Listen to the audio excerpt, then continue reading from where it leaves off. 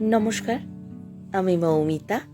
আমার কবিতা পাঠ চ্যানেলে আমার সকল শ্রোতা বন্ধু এবং দর্শক বন্ধুকে আন্তরিক শুভকামনা জানিয়ে আজকের গল্প পাঠ শুরু করছি। আজ আমি আপনাদেরকে পড়ে শোনাব বিখ্যাত সাহিত্যিক শ্রী সমরেশ মজুমদারের লেখা একটি খুব আকর্ষণীয় ছোট গল্প। খুব চমৎকার একটি গল্প। গল্পের নাম দলছুট।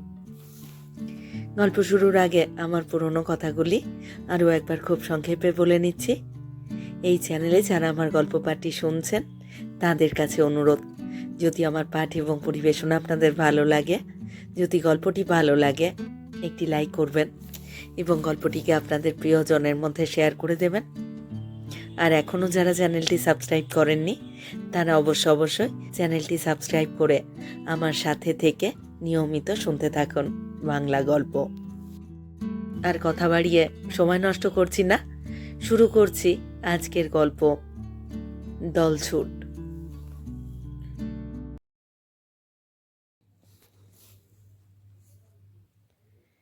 3 দিন বাদে বেলভিউ হোটেলের মাথা ছুঁয়ে ফগের গেরো ছিঁড়ে বেরিয়ে আসা রোদ্দুরে রাজবে জানলার পর্দাটা ভালো করে টেনে দিতে গিয়েই ঝুম্মা দেখতে পেল নিচে ঢালু পথটা বেয়ে মানুষটাকে চটুল পায়ে এগোতে দেখে থমকে গিয়েছিল খানি। তারপর এক দৌড়ে শোবার ঘর দুটো পেরিয়ে রান্নাঘরের সামনে দাঁড়িয়ে মাকে খুঁজতে লাগলো ত্রস্ত চোখে। সুধাময়ী তখন আলু বোকরার আচার রোদে দিচ্ছিলেন। 3 দিন পর আজ রোদ উঠেছে।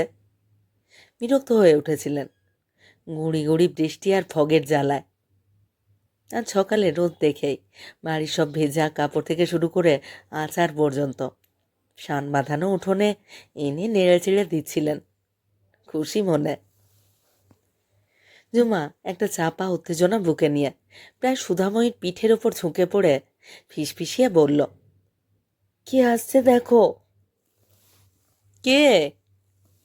সুধাময়ী আচার ঘাঁটতে ঘাঁটতে ঘাড় ফিরিয়ে মেয়ের মুখ দেখে ভ্রু কোঁচকান। আরও মৃদু অথচ কাঁপা গলায় ঝুমা দ্রুত বলে গেল, দাদার মতন, দাদার মতন, ঠিক দাদার মতন, তেমনই মিলিটারি জামা পরা, ছবিতে যেমন আছে। ঝুমার মুখ উত্তেজনায় লাল। চকিতে সুধাময়ী উঠে দাঁড়ালেন।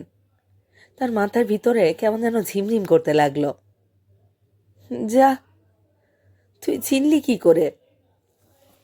তারপর দ্বিধায় খণ্ডিত হচ্ছেন বোঝা গেল। তুই ঠিক দেখেছিস, খোকা তো। পরক্ষণে জবাবের জন্য প্রতীক্ষা না করে সুধাময়ী কাপড় সামলাতে সামলাতে ছুটলেন বাইরের দিকে। মায়ের আগেই ঝুমার জানলাটার কাছে পৌঁছেছিল। এক ঝলক বাইরের দিকে তাকিয়েই সুধাময়ীকে পাশে টেনে আঁকড়ে ধরে ফিসফিসিয়ে উঠল, ওই যে মা, ওই যে।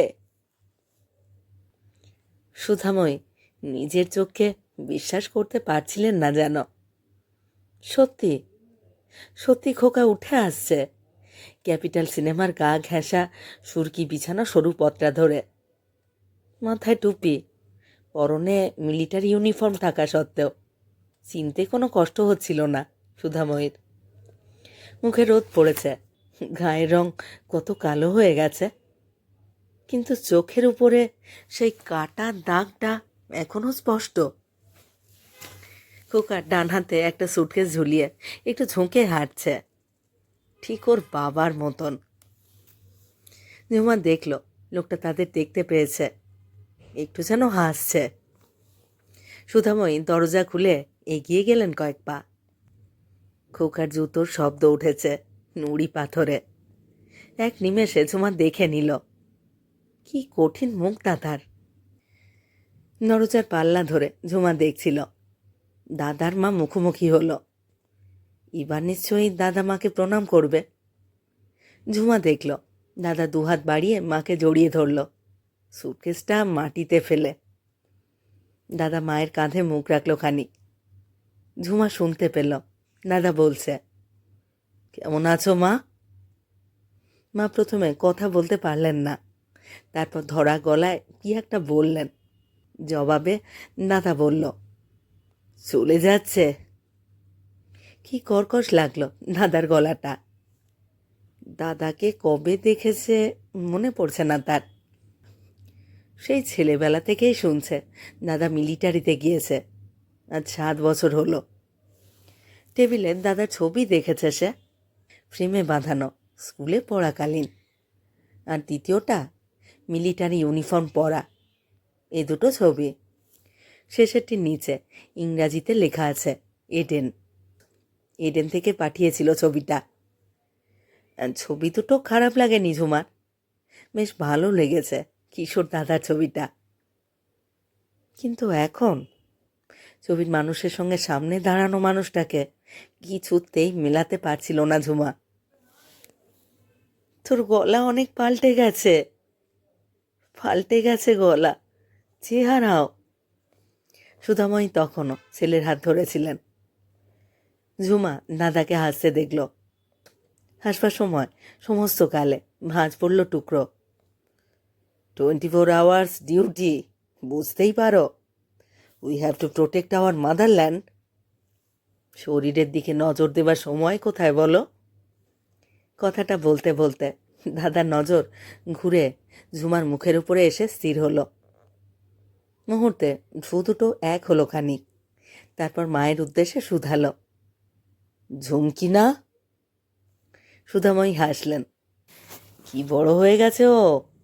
এই তো সেদিন হাতে খড়ি দিতে দেখে গেলাম। Going to be lady. তা বিয়ের চেষ্টা ফেষ্টা করছো তো? ঝুমা কাঠ হয়ে কয়েক পায়ে গিয়ে নিচু হয়ে হাত বাড়াতেই দাদা খপ করে হাতটা ধরে ফেলল। আরে থাক থাক, তা কোন ক্লাসে পড়ছো এখন? মা জবাব দিলেন, এই তো এবার 9-এ উঠল। 7 বছর পরে দেখলেও ওই তোকে প্রথমে চিনতে পেরেছে। নে নে চল, ভেতরে চল। তাই নাকি? দাদা এক হাতে মা আর অন্য হাতে ঝুমাকে জড়িয়ে ভিতরে ঢুকল। বাহ, সব ঠিক আগের মতোই আছে মা। 7 বছরে মা তুমিও একদম পাল্টাওনি। 7 বছর আগে যেমন দেখেছিলাম ঠিক এখনো তাই দেখছি। অথচ আমি কেমন বুড়ো হয়ে যাচ্ছি। But running 30। টেবিল থেকে নিজের ছবির ফ্রেমটা হাতে তুলে দেখতে দেখতে দাদা বলল, একটু থেমে পাশের মা ও বাবার ছবিটা দেখে গম্ভীর গলায় বলল, তোমাদের একটা ভালো ছবি আমাকে দিও তো। সে দেব কোনো, তুই জামা কাপড় ছাড়তো আগে, আমি খাবার করছি। মা খুব ত্রস্ত হয়ে উঠলেন যেন। তারপর দরজার দিকে এগিয়ে থমকে দাঁড়িয়ে কাঁপা গলায় জিজ্ঞাসা করলেন, থাকছিস তো এখন খোকা? না, আজ বিকেলেই যেতে হবে। চোখ মুখ করছে এখন। দার্জিলিংয়ে 1 ঘন্টা 10 হল করেছে দেখে তোমাদের দেখতে চলে এলাম। ভয় ছিল তোমরা চিনতেই পারবে কি না। মুহূর্তে একটা সন্ধকার যেন ডালপালা মেলল সুধাময়ীর মুখে। হাজি, হাজি চলে যাবি? হ্যাঁ, ডিউটি ইজ ডিউটি। বাবা বেঁচে থাকলে অবশ্য। তড়াক করে পা নামিয়ে জুতোর ফিতে খুলতে খুলতে ঝুমার দিকে তাকিয়ে একটু হেসে দাদা বলল, হ্যাঁ রে, বাড়িতে ফুলকপি আছে? কথাটা ঝুমা বুঝতে চেষ্টা করতে করতে ঘাড় নাড়ল। হ্যাঁ। গ্র্যান্ড? দাদা চিৎকার করে উঠল যেন। মা, তোমার সেই ফুলকপির ডালনা দিয়ে ভাত খাবো। তোমার সেই স্পেশাল থিওরি রান্না আমি 7-8টা বছর খেতে পাইনি। যাও মা, যাও। ঝুমা লক্ষ্য করছিল মা পাথরের মতো দাঁড়িয়ে আছে। আচমকা যেন ঘোর ভাঙতেই ধীর পায়ে ঘর থেকে বেরিয়ে গেলেন তিনি। ঝুমাও মায়ের পিছু পিছু উঠোনে এলো। এর মধ্যে মা অনেকটা সামলে নিলেও একটা গাম্ভীর্যের আবরণ পড়েছিল চোখে মুখে। মা যেন মনের ভেতর হাতড়ে বেড়াচ্ছেন। ঝুমার এরকম একটা বোধ হচ্ছিল। ঝুমা শুনেছে ঘটনাটা, আর যখন দাদা চিনতে পারবে কি না, বা বাবা বেঁচে থাকলে কথাগুলো বলছিল তখনই ঝুমার কানে ঠেকেছিল। মায়ের মুখে সময় সময় শুনেছে ঘটনাটা। ঝুমার বাবা শ্রীশচন্দ্র মুখোপাধ্যায় ফরেস্ট ডিপার্টমেন্টের জান্ট্রেল অফিসার ছিলেন। ভদ্রলোকের এক ছেলে আর 2 মেয়ে। সন্তান 3টির বয়সের পার্থক্য ছিল 10 বছরের। অর্থাৎ সবশেষ মেয়ে ঝুমা যখন জন্মেছিল তখন ওর দাদার বয়স 20। দাদাই বড়। মাঝখানে দিদির বিয়ে হয়েছে, 5 বছর হলো। বাবাই বিয়ে দিয়ে গিয়েছিলেন। অল্প বয়সে মেয়ের বিয়ে দিয়েছিলেন, প্রায় জোর করেই। দিদি এখন দেরাদুনে ফরেস্ট অফিসার হলেও বাবা দাদাকে শিক্ষিত করতে চেয়েছিলেন। দার্জিলিংয়ের এই বাড়িটা অনেক দিনের কেনা। এখানকার স্কুল থেকে পাশ করে দাদা কলকাতায় গিয়েছিল পড়তে। তারপর থেকে শ্রীশচন্দ্রের কাছে অভিযোগ আসতে লাগলো পুত্রের নামে। বেশিরভাগই মেয়ে ঘটিত ব্যাপার। দার্জিলিংয়ে গরমে ছুটিতে এসেও অনেক নেপালি মেয়েকে দাদা বিরক্ত করত, এরকম অভিযোগ বাবার কাছে আসতো। শেষ পর্যন্ত শ্রীশচন্দ্র ক্রুদ্ধ হয়ে ছেলেকে দার্জিলিংয়ে ফিরে আসবার জন্য পত্র দিলেন। তার জবাবে দাদা নাকি জানালো সে মিলিটারিতে জয়েন করেছে। শুনে বাবা খুশি হয়েছিলেন। মায়ের কান্নাকাটি সত্ত্বেও বাবা অনুমতি দিয়েছিলেন দাদাকে। মিলিটারির কড়া নিয়মে যদি ছেলের উন্নতি হয় সেই আশাই তার ছিল। কিন্তু পরের বছর ছুটিতে দার্জিলিংয়ে এসে দাদা নাকি প্রত্যহ মাতাল হয়ে বাড়িতে ফিরত। সেই সময় এক রাত্রে দাদার সঙ্গে বাবার ভীষণ ঝগড়া হয়। তারই পরিণতিতে বাবা দাদাকে এই বাড়িতে কোনো দিন আসতে নিষেধ করেছিলেন। সেই রাত্রে দাদা বেরিয়ে গিয়েছিল। বাবাও আর দাদার কোনো খোঁজ খবর নেননি। বাবার জেদের উপরে মা কোনো দিন কথা বলেননি। লুকিয়ে লুকিয়ে মা দাদাকে চিঠি লিখতেন, উত্তর দিতে মানা করতেন দাদাকে। শ্রীশচন্দ্রের কড়া নিষেধ ছিল। গত বছর বাবা যখন জিপ অ্যাক্সিডেন্টে মারা যান তখন মা দাদাকে চিঠি দিয়েছিলেন। বহুদিন পরে তার উত্তর এলো। দাদা তখন কাশ্মীরে, সময় মতো চিঠি নাকি পায়নি। সেই থেকে বাবা রেখে যাওয়া মোটা টাকার ইনসিওর আর ব্যাংকের টাকার সুদে মা মেয়ের জীবন বেশ চলে যাচ্ছে। মাঝে মাঝে দাদার কথা আলোচনা হয়, বিশেষ করে দিদি যখন দেরাদুন থেকে বেড়াতে আসে এখানে। বলতে গেলে মাই এখন এই পুরুষহীন বাড়ির একমাত্র অভিভাবক। স্পষ্ট করে দাদার স্মৃতি ঝুমাকে কখনোই ভাবায়নি। ছেলেবেলা থেকেই শুনে এসেছে দাদা চরিত্রহীন, মাতাল এবং এখন মিলিটারিতে আছে। মাঝে মাঝে একটু আগ্রহ হতো, ব্যাস ওই পর্যন্তই। আজ এত বছর পর হঠাৎ দাদা এই বাড়িতে এলো। একটা অপরিচিত লোকের সান্নিধ্যে এসে ঝুমার যেন অস্বস্তি হচ্ছিল। রান্নাঘরের সামনে ঝুমা দাঁড়িয়েছিল, মা খাবার করছিলেন। ঝুমাকে দাঁড়াতে দেখে হেসে বললেন, যা না, দাদার সঙ্গে গল্প কর না। ঝুমা ঘাড় নাড়ল। না। না কেন? সুধাময়ের চোখে বিস্ময়। লজ্জা করে। ঝুমা মাথা গুঁজল। ধুর বোকা মেয়ে, তোরই তো দাদা। যা যা, দেখ তো কাঞ্চির বাসন মাজা হলো কি না। খোকার জন্য একটু গরম জল করতে বল। দাদার ঘর থেকে শীষ আসছিল চড়া সুরে। ঝুমার খুব কৌতূহল হচ্ছিল দাদা কি করছে দেখতে। সেই সঙ্গে ভয়ের পাল্লাটাও ছিল ভারী। মিলিটারিদের সম্পর্কে একটা অস্পষ্ট ভয়ের পর্দা তার মনে আছে। হয়তো গল্প শুনে কিংবা মাঝে মাঝে যখন ক্যাপিটালে ইংরেজি যুদ্ধের ছবি মায়ের সঙ্গে দেখে তখন সেই ভয়টা ছবল মারে। এই তো সেদিন 2 ওমেন ছবিটা দেখে এসেছে। উফ, মিলিটারি লোকগুলো কি ভীষণ খারাপ। ঝুমা কাঞ্চিকে বলল জল গরম করতে। বছর 20 নেপালি মেয়ে, ভালো বাংলা বলে। বিয়ে হয়েছিল। স্বামী মাতাল বলে স্বামীর কাছে থাকে না। গো বেচারা চেহারা। ঝুমাদের বাড়ি সব কাজ ওই করে। ওর বাবা ফরেস্ট ডিপার্টমেন্টে চৌকিদার। ঝুমার বাবা এই চাকরিটা দিয়েছিলেন। খালি পায় মিলিটারি ইউনিফর্মে দাদা ভেতরে এলো। উঠোনে দাঁড়িয়ে কোমরে হাত দিয়ে দেখছিল চারধার। এইখান থেকে বর্ধমানের মহারাজার প্যালেসের চূড়াটা দেখা যায়। রোদ পড়ে ঝকঝক করছে। পাহাড়ের খাঁজে খাঁজে ফগ জড়ো হয়েছে তুলোর বলের মতো। দাদা দেখছিল সব। উঠোনের কোণে টব লাগানো কালো গোলাপ গাছটা নাড়তে নাড়তে দাদা বলল, জানিস জুমকি, ওইখানে ওইখানে আমরা মার্বেল খেলতাম। আর ওইখানে বাথরুমের দরজার পাশে ইয়া বড় একটা চন্দ্রবোড়া সাপ বেরিয়েছিল।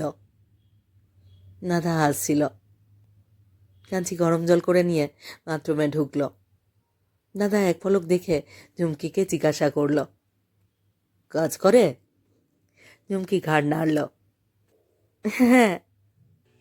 দাদা শার্টটা খুলে উঠোনের তারে ঝুলিয়ে দিল।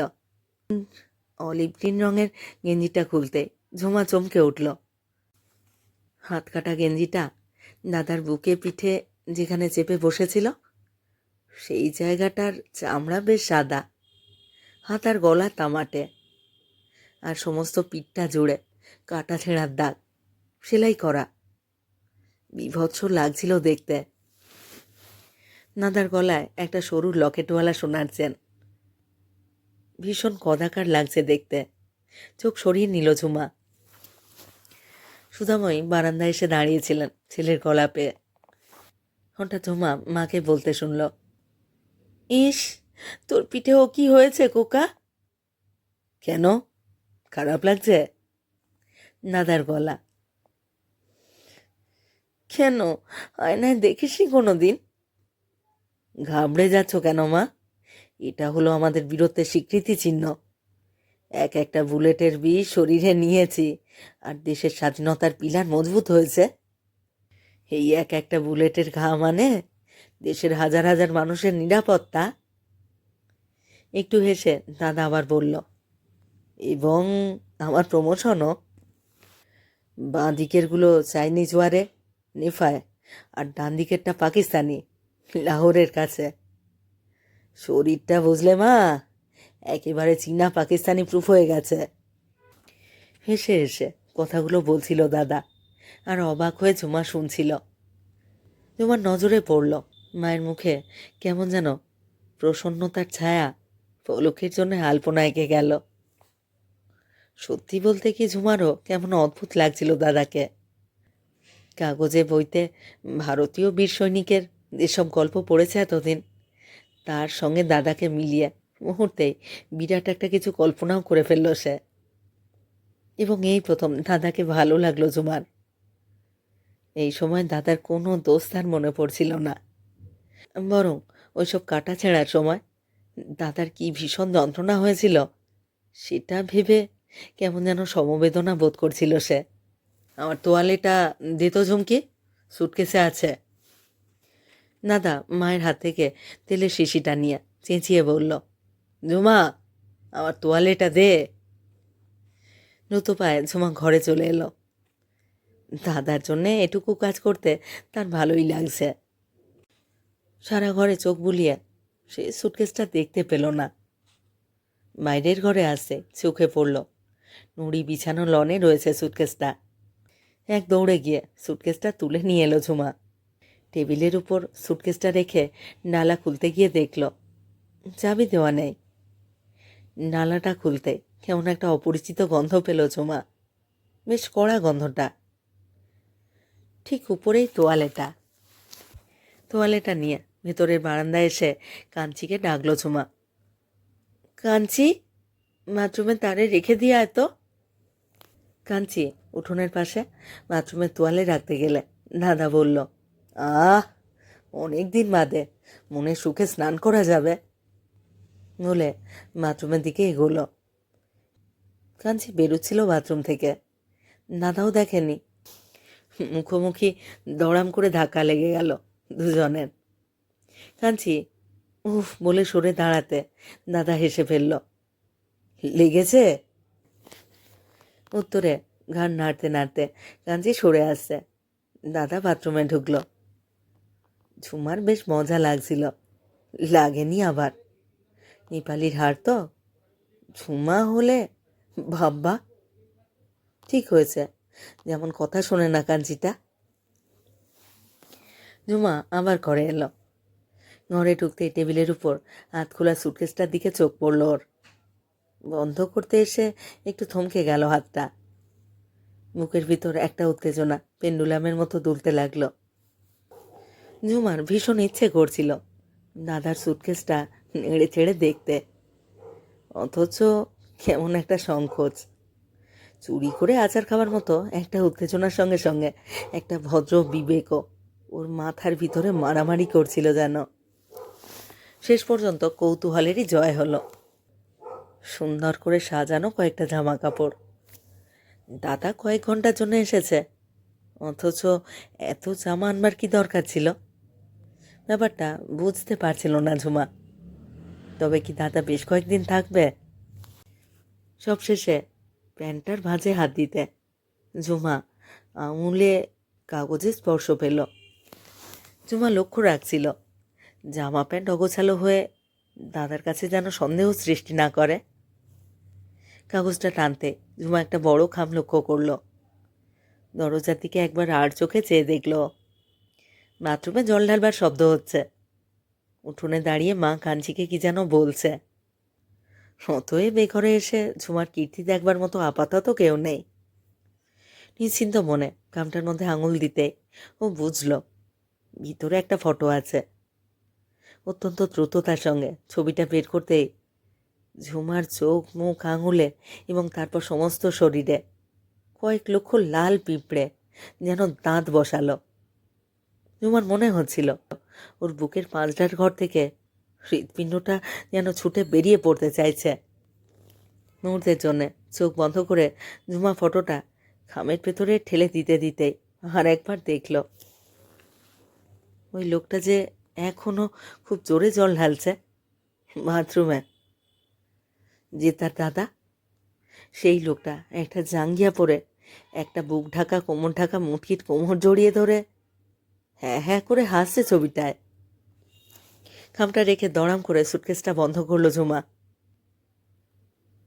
ঠিক সেই সময় দাদা বাথরুম থেকে বের হলো। বুঝতে পারলো ঝুমা।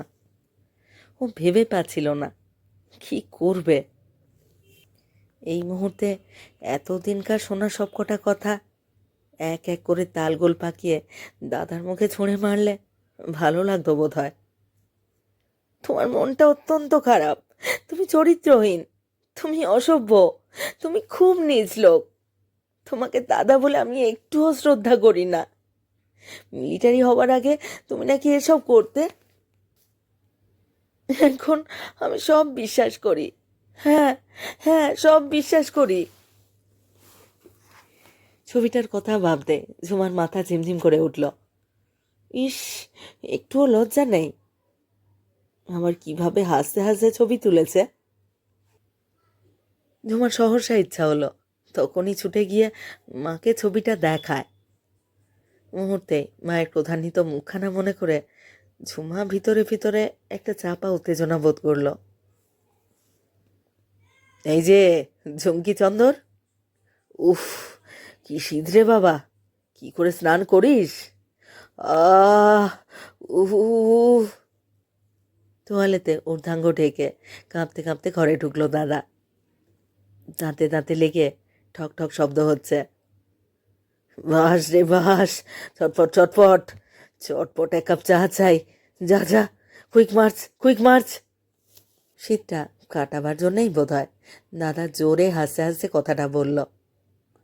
দাদাকে ঘরে ঢুকতে দেখে ঝুমা আড়ষ্ট হয়ে পড়েছিল। এবার বারান্দার দিকে পা বাড়ালো। হঠাৎ ঝুমা শুনতে পেল দাদার ডাক। আরে ঝুমকি। ঝুমা আর একবার ডাকের জন্য অপেক্ষা করে দাদার গলা শুনতে না পেয়ে ফের ফিরে তাকালো। ততক্ষণে দাদার গায়ে শার্ট গলানো হয়ে গেছে। ডাকটা শুনে ঝুমার বুকের ভিতর ধক করে উঠেছিল। যদি দাদা বুঝতে পারে ছবিটা সে দেখেছে, ইস, এটা যেন আরও লজ্জার। ওই ছবিটা তুলতে দাদার যতটা লজ্জা করা উচিত ছিল তার চাইতেও বেশি লজ্জা। কিন্তু দাদাকে দেওয়ালের দিকে মুখ করে উপরে টাঙানো প্রায় বিবর্ণ ছবিটাকে দেখতে দেখে স্বস্তিবোধ করলো ঝুমা। এত মনোযোগের সঙ্গে ছবিটা দেখবার যে কি আছে ভেবে পাচ্ছিল না। ঝুমার অন্নপ্রাশনের দিন দাদা, একটা কিশোর ছেলে, গায়ে স্পোর্ট শার্ট পরা অবস্থায় হাত পাশে ঝুমাকে বুকে চেপে ছবি তুলবার মতো মুখ করে দাঁড়িয়ে, আর অনভ্যস্ত হাতের চাপে বেকায়দায় পড়ে ঝুমা হাত পা ছুঁড়ে কাঁদছে। মজার এই ছবিটা এনলার্জ করে বাঁধিয়ে রেখেছিলেন ঝুমার বাবা। দাদাকে ছবিটা দেখতে দেখে ঝুমার কেমন একটা অস্বস্তি হতে লাগলো। প্রায় নিঃশব্দে আবার বেরিয়ে এলো বারান্দায়। ছবিটাতে দেখবার কি আছে? ঝুমার ক্রমশ রাগ হতে লাগলো। এখন যদি দাদা তাকে বুকে চেপে ধরতো অন্নপ্রাশনের ছবিটার মতন। শিউরে উঠল ঝুমা। বিকেলবেলায় দাদা চলে যাবে, কর গুনল সে। এখনো আরও 5 ঘন্টা দাদা থাকবে। মায়ের ডাক শুনতে পেল সে।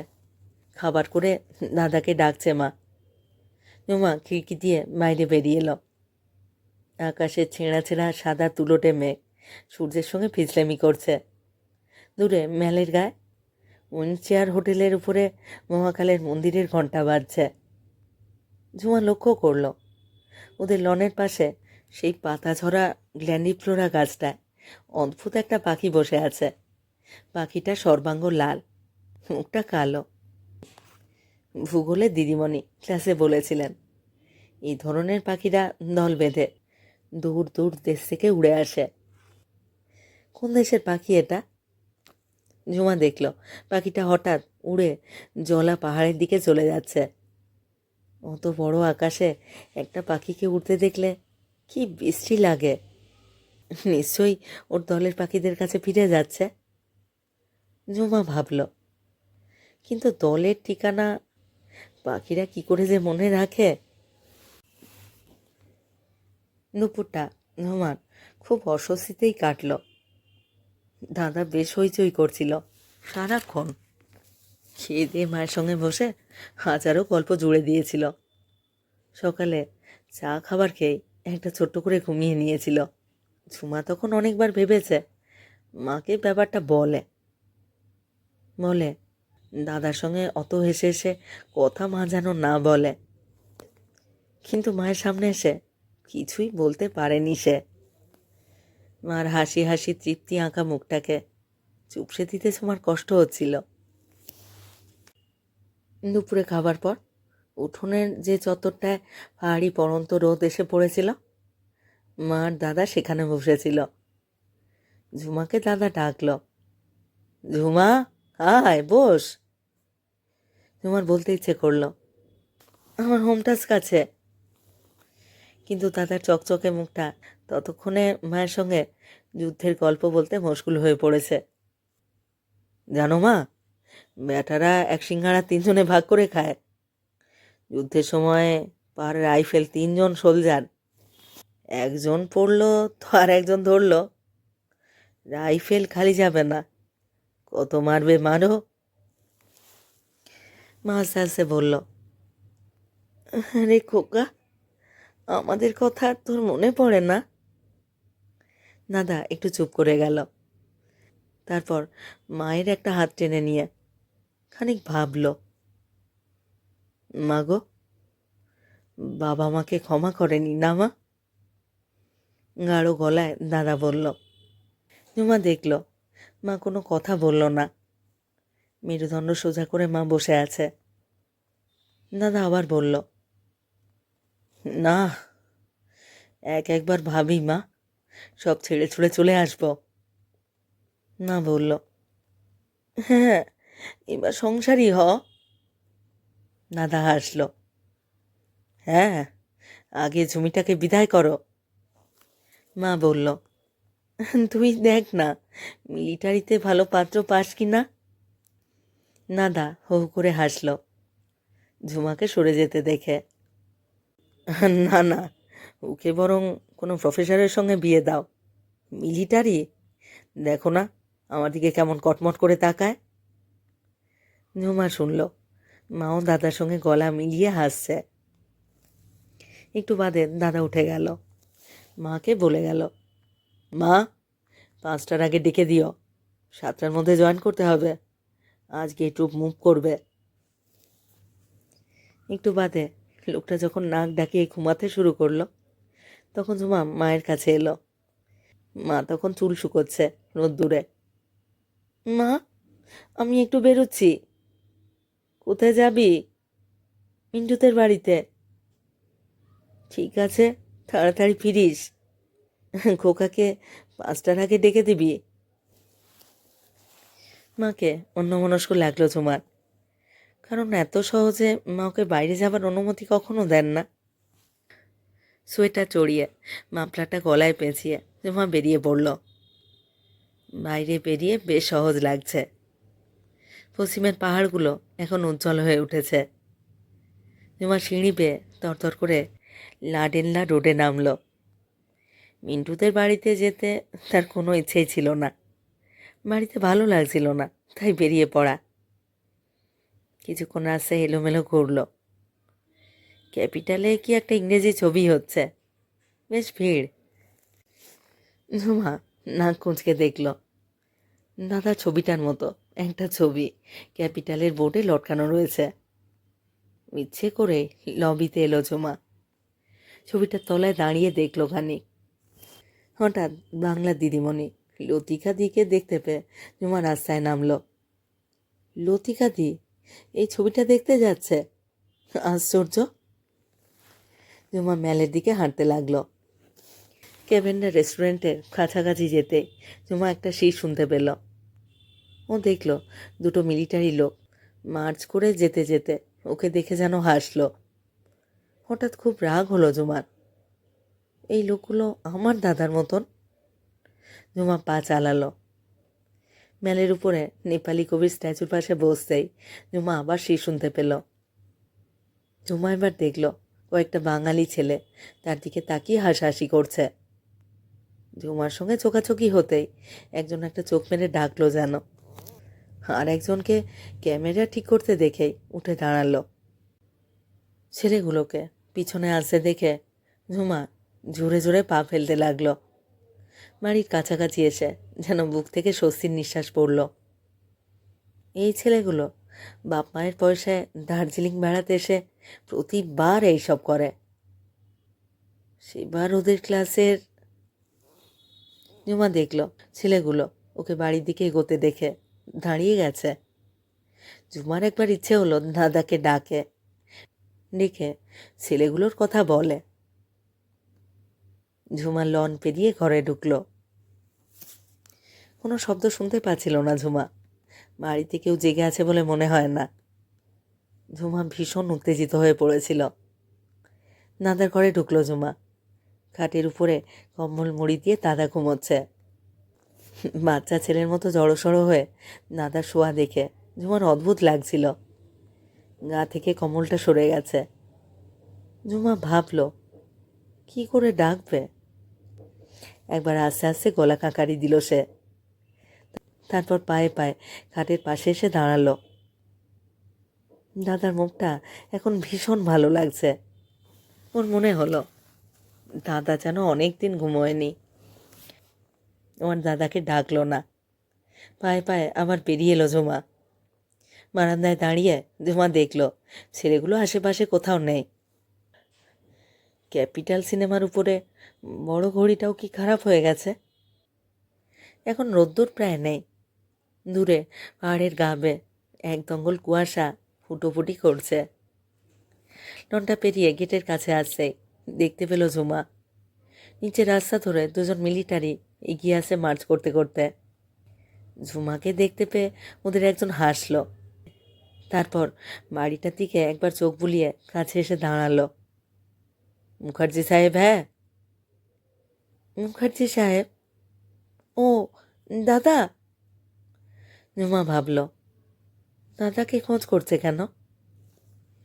अर्जेंट न्यूज़ मिला, उसको थोड़ा बुला के दीजिए, अभी जाने पड़ेगा। লোকটা আবার বলল। ঝুমার হঠাৎ খুব কষ্ট হলো।